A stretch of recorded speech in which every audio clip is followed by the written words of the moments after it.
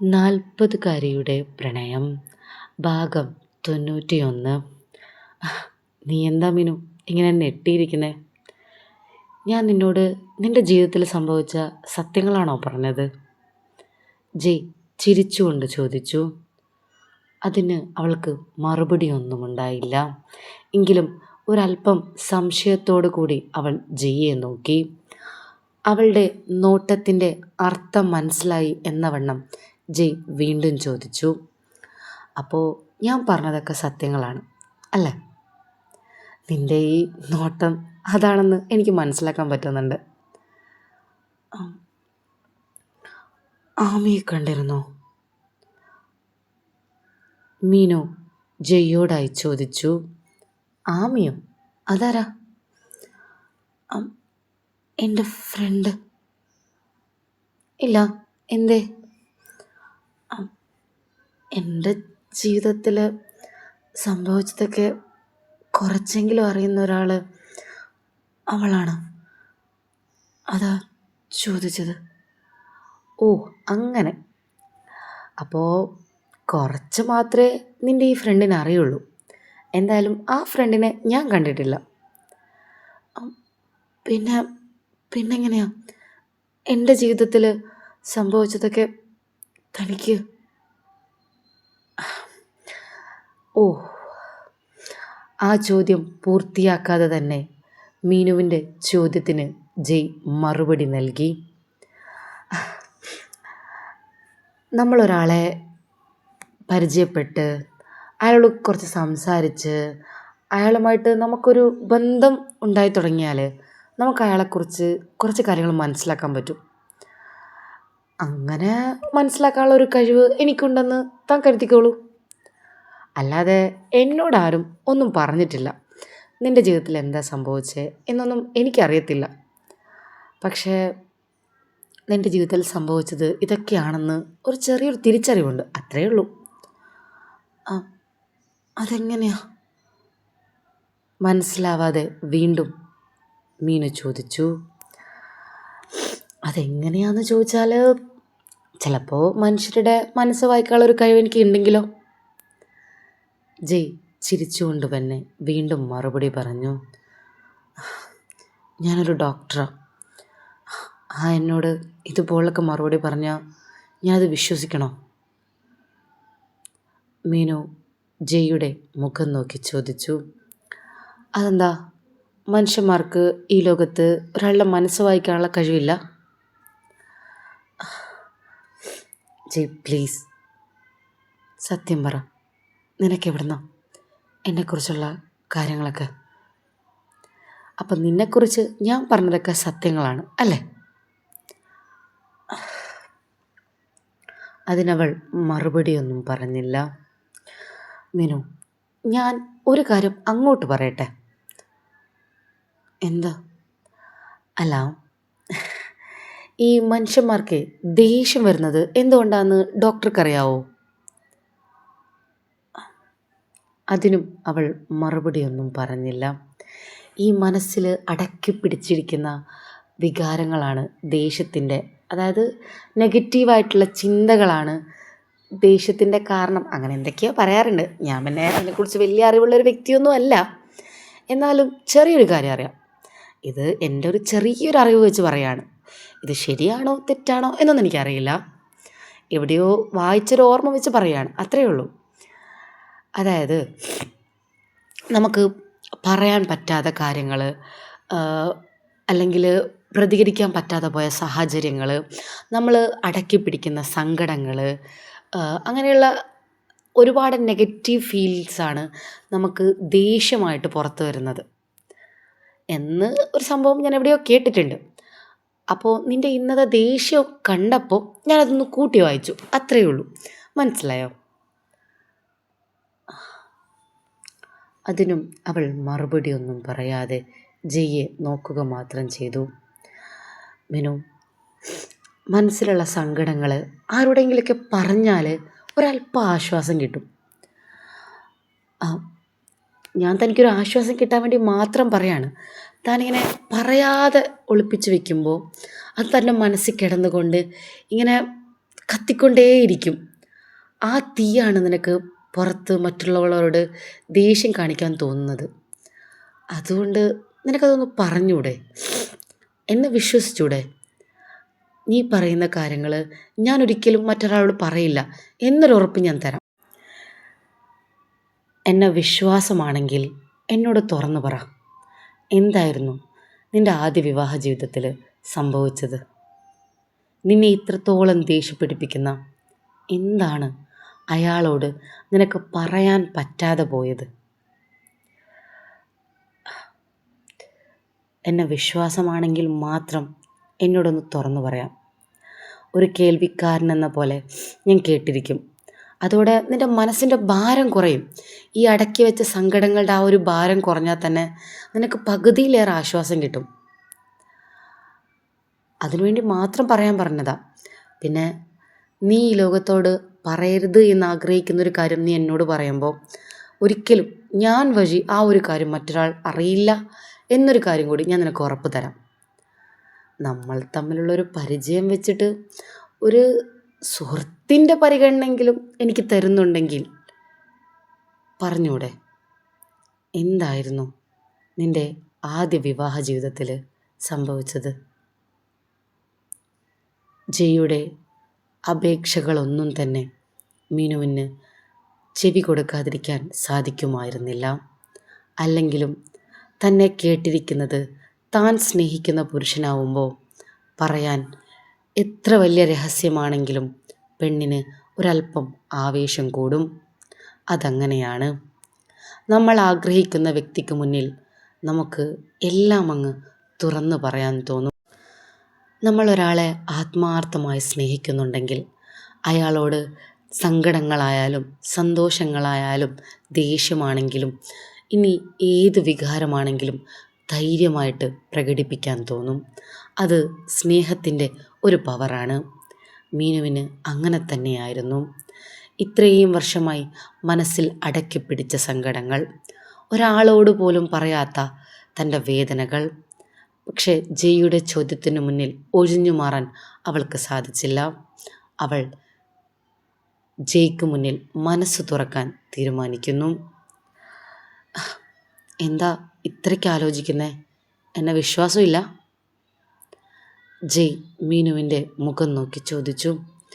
ഏയ്, ഒരിക്കലുമല്ല.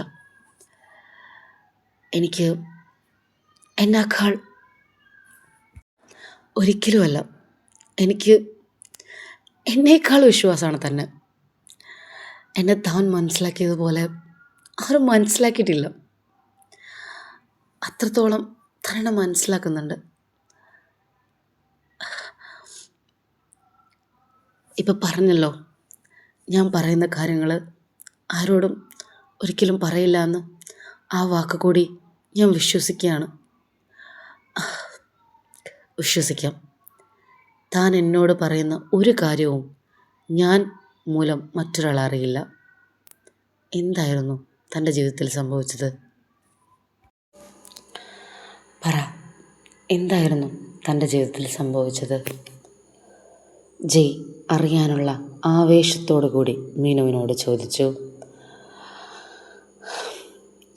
എൻ്റെ ജീവിതത്തിൽ ഞാനെടുത്ത ഏറ്റവും വലിയ തെറ്റായ തീരുമാനമായിരുന്നു അയാളുമായുള്ള എൻ്റെ വിവാഹം. എൻ്റെ ജീവിതത്തിൽ അയാൾ, എനിക്കറിയില്ല ഞാൻ എന്തുകൊണ്ട് അയാളെ അത്രയ്ക്ക് വിശ്വസിച്ചതെന്ന്, അത്രയ്ക്ക് സ്നേഹിച്ചതെന്ന്. പിന്നെ പ്രായത്തിൻ്റെ പക്വതക്കുറവിൽ നമുക്ക് തോന്നുന്ന പൊട്ടത്തരം എന്നൊക്കെ പറയില്ലേ, എനിക്കും അതായിരുന്നു. അയാൾ ഒരുപാടെന്നെ പുറകെ നടന്നിട്ടാണ് എനിക്ക് അയാളോട് ഇഷ്ടമാണെന്ന് സമ്മതിക്കാൻ തോന്നിയത്. ആ സമയത്ത് എന്തോ അറിയില്ല, ഞാൻ വീണുപോയി അയാളുടെ ആ പ്രണയത്തിൽ. എൻ്റെ പ്രായം അതായിരുന്നു. അയാളെന്നെ വിശ്വസിപ്പിച്ചു. അയാൾക്ക് ഞാനെന്ന് വെച്ച ജീവനാണെന്നും ഞാനില്ലാതെ ജീവിക്കാൻ പറ്റില്ല എന്നും. അയാളുടെ പ്രണയ നാടകം എനിക്ക് മനസ്സിലായില്ല. വീട്ടുകാരെ എതിർത്തിട്ട ഞാൻ അയാളുടെ കൂടെ പോയത്. വീട്ടുകാരെ എതിർത്തിട്ടോ? ജി അത് പറഞ്ഞപ്പോഴേക്കും ഒന്ന് നെട്ടി അങ്ങനെയൊരു ചോദ്യം ചോദിച്ചു. അത് ഞങ്ങളുടെ വിവാഹക്കാരും വീട്ടിലൊരിക്കലും സമ്മതിക്കില്ല എന്ന് അയാൾക്കറിയായിരുന്നു. അതുകൊണ്ട് എല്ലാവരെയും എതിർത്തിട്ട ഞാൻ അയാളുടെ കൂടെ ഒളിച്ചോടിപ്പോയത്. ഇത് കേട്ടതോടെ ജയ് ശരിക്കും നെട്ടി. ഒളിച്ചോട്ടം? ആ സമയത്ത് അങ്ങനെ ഒരു പറ്റിപ്പോയി. എന്നിട്ട് ആദ്യമൊക്കെ അയാൾ ഭയങ്കര സ്നേഹക്കായിരുന്നു. പക്ഷെ അധികം ആയുസ്സുണ്ടായിരുന്നില്ല ആ സ്നേഹത്തിന്. അതിനിടയ്ക്ക് എനിക്ക് എൻ്റെ തെറ്റും മനസ്സിലാക്കാൻ പറ്റി. പക്ഷെ തിരിച്ചു വരാൻ പറ്റാത്ത വിധം ഞാൻ ആ തെറ്റിൽ കുടുങ്ങിയിരുന്നു. നീ കുറച്ച് നേരത്തെ പറഞ്ഞില്ലേ സ്നേഹം എന്ന കുരുക്കിനെ പറ്റി? അതൊരു വലിയ സത്യ. അയാളെന്നെ കുരുക്കിയത് ആ കുരുക്കിലായിരുന്നു. സ്നേഹം. എല്ലാം സഹിച്ചു ഞാൻ, എല്ലാം ക്ഷമിച്ചു. പലതവണ അയാൾക്ക് ഞാൻ പുറത്തു കൊടുത്തത്.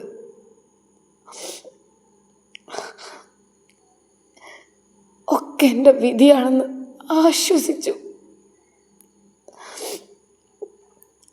അയാളെന്നെ അത്രമാത്രം ദ്രോഹിച്ചിട്ടും അയാളെ തള്ളി പറയാൻ ഒരു നിമിഷം പോലും എനിക്ക് തോന്നിയില്ല.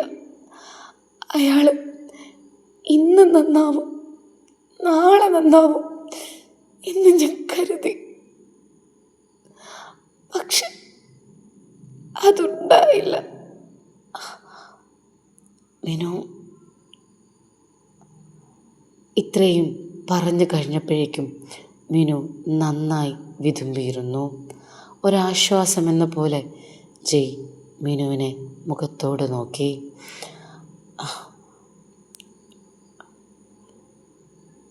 എൻ്റെ അവസ്ഥ എനിക്ക് മനസ്സിലാവുന്നുണ്ട്. എങ്കിലും ഞാൻ പറയാണ്, ഇതിൻ്റെ പേരിൽ ഇനിയും സങ്കടപ്പെടേണ്ട കാര്യമില്ലല്ലോ. നിങ്ങൾ ഒരുമിച്ച് ജീവിച്ചത് 7 വർഷമല്ലേ?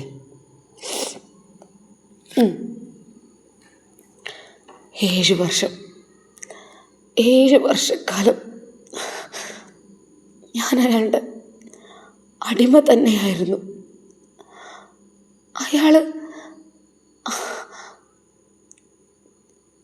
അയാൾക്ക് ഞാൻ ആരായിരുന്നു എന്ന് ചോദിച്ചാലേ എനിക്കറിയത്തില്ല. അയാൾക്ക് ഞാൻ മിനു കരയല്ലേ മിനു. അവളെ ഒന്ന് ആശ്വസിപ്പിക്കണമെന്ന് ജയ്ക്ക് തോന്നി. പക്ഷേ അതിനു വേണ്ടി അവളുടെ ശരീരത്തിൽ സ്പർശിക്കാനുള്ള ധൈര്യം ജയ്ക്കുണ്ടായില്ല. അതുകൊണ്ട് തന്നെ വാക്കുകൾ കൊണ്ട് ആശ്വസിപ്പിക്കാൻ അവൻ തീരുമാനിച്ചു. മിനു, എടാ കരയലടാ പ്ലീസ്, ഞാൻ പറയണമെന്ന് കേൾക്ക്.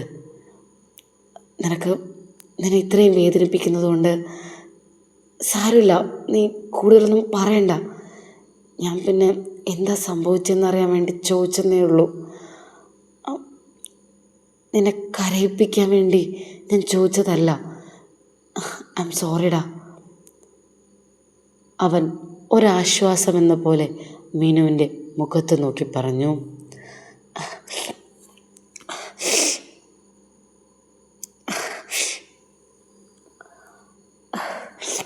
ഏയ്, കുഴപ്പമില്ല.